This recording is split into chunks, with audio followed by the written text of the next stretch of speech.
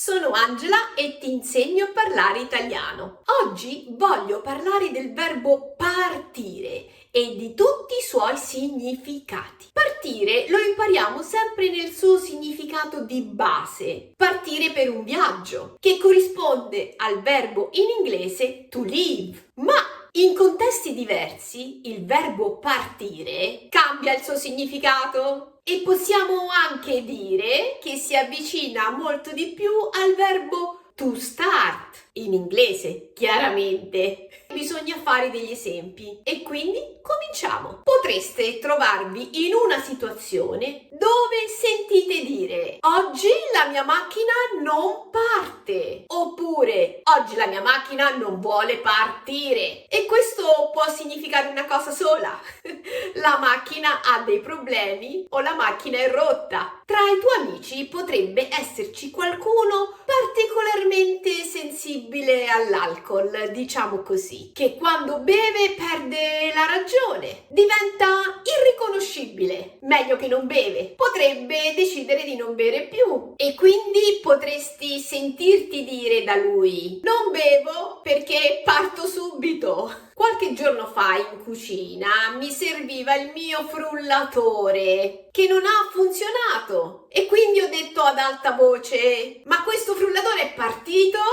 Oppure avrei potuto dire: cavolo, ma questo frullatore non parte oggi? Per capirci, il mio frullatore si è rotto.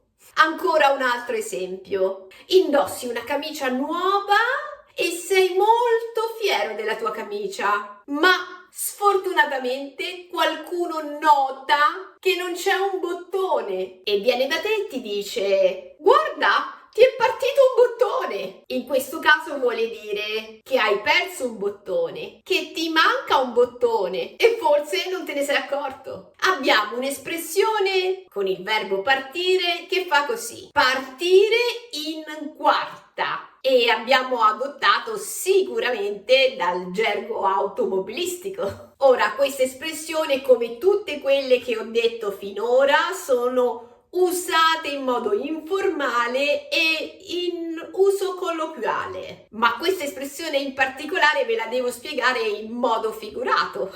E allora, se guidiamo una macchina con il cambio manuale, quando si parte si mette la prima marcia e si arriva a mettere la marcia 4 o la quarta marcia, dite come volete, solo quando la macchina ha raggiunto la velocità e la potenza giusta. Torniamo a noi. In italiano diciamo partire in quarta quando si fa qualcosa con grande entusiasmo, con tanta energia.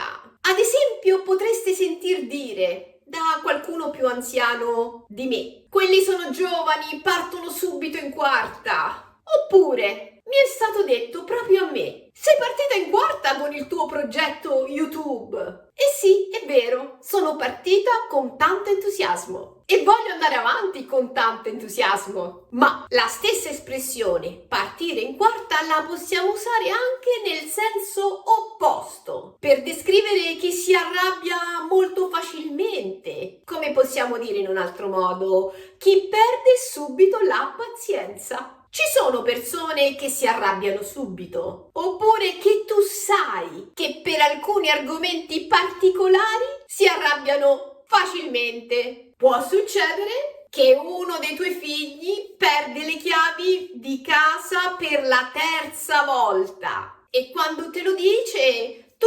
spontaneamente gli risponderai: tesoro, non dirlo a tuo padre, lo sai che parte in quarta. Il verbo partire però lo si può usare anche con un significato particolare. Ad esempio, è il tuo matrimonio e nella tua famiglia c'è qualcuno che non si veste sempre in modo appropriato.